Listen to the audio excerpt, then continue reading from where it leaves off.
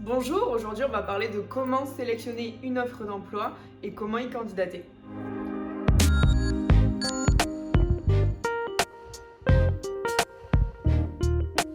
Il faut savoir que faire une recherche d'emploi, c'est comme faire une recherche Google classique, c'est-à-dire que ça fonctionne par mots-clés. Pour un même poste, tu peux avoir plusieurs types de mots-clés qui vont correspondre au poste que tu recherches, donc c'est bien important d'y réfléchir en amont de façon de tous les avoir en tête. Par exemple, si tu cherches un poste de commercial, tu peux être aussi intéressé par des postes de business developer, de key account manager. De la même façon, il faut aussi que tu penses à ton secteur géographique. Nous, ici, on est à Toulouse. Donc, par exemple, si tu fais une recherche sur la région toulousaine, ne recherche pas que Toulouse. Recherche aussi les alentours en fonction de la zone où tu habites. Pense à bien regarder le temps de trajet, les moyens de transport pour y accéder. Et en fonction de tout ça, cible la zone géographique qui t'intéresse.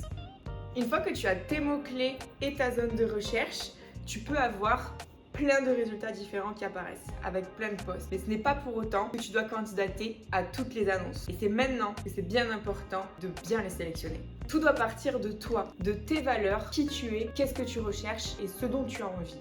Est-ce que tu es plutôt grand groupe ou start-up? Est-ce que tu as des valeurs définies? Est-ce qu'il y a des choses que tu recherches plus que d'autres? En fonction de ça, tu vas devoir te renseigner sur l'entreprise qui a publié l'annonce de façon à aller voir son historique, son site internet, ses avis, pour voir si toi, tu t'y retrouves et si tu te projettes dans cette annonce. Sinon, ce n'est pas la peine de candidater. De la même façon, si tu as une annonce qui vraiment te parle avec une entreprise où tu te projettes, ce n'est pas parce qu'il te manque 1 ou 2 années d'expérience ou un diplôme en particulier que tu dois t'empêcher de candidater. Au contraire, fonce! Et il te suffira de personnaliser suffisamment ta candidature pour renforcer ton adéquation avec le poste. Ce que tu dois retenir, c'est que candidater à trop d'annonces avec des candidatures bateau, c'est finalement contre-productif. D'une part, tu as moins de chances d'être retenu parce que tes candidatures ne sont pas personnalisées, mais en plus, ça va te décourager.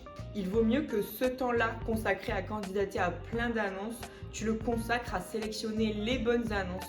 Tant pis si ça prend plusieurs jours, il faut que tu sois persévérant et ça paye toujours.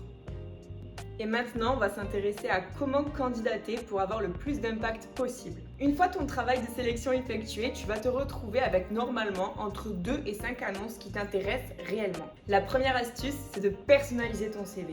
Par exemple, les métiers du marketing vont avoir tendance à adapter leur CV au design graphique et aux couleurs de l'entreprise à laquelle ils candidatent. Tu peux également utiliser l'effet miroir en utilisant le même titre que l'annonce pour ton CV et les mêmes mots-clés dans ton expérience pour rappeler à l'employeur que ton profil correspond à ce qu'il recherche.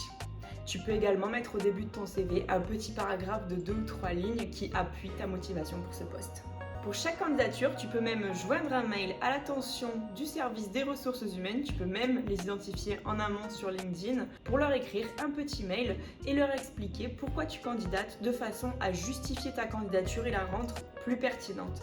L'important, c'est de mettre du contexte et de l'humain. Astuce numéro 3. Si au bout d'une semaine, tu n'as pas encore reçu de réponse pour ta candidature, n'hésite pas à relancer soit par mail, soit par téléphone, de façon à te renseigner sur le processus de recrutement. Ce n'est pas parce que tu n'as pas reçu de réponse au bout d'une semaine que ta candidature n'est pas retenue. Au contraire, le fait de relancer appuiera ta motivation pour le poste.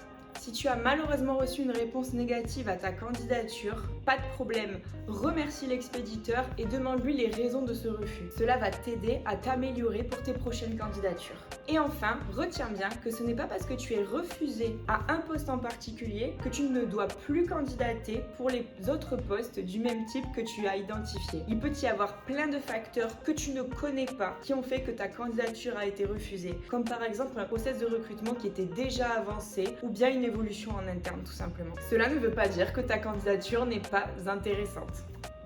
Maintenant que nous avons vu comment candidater à une annonce, on va se préparer pour l'entretien. À bientôt!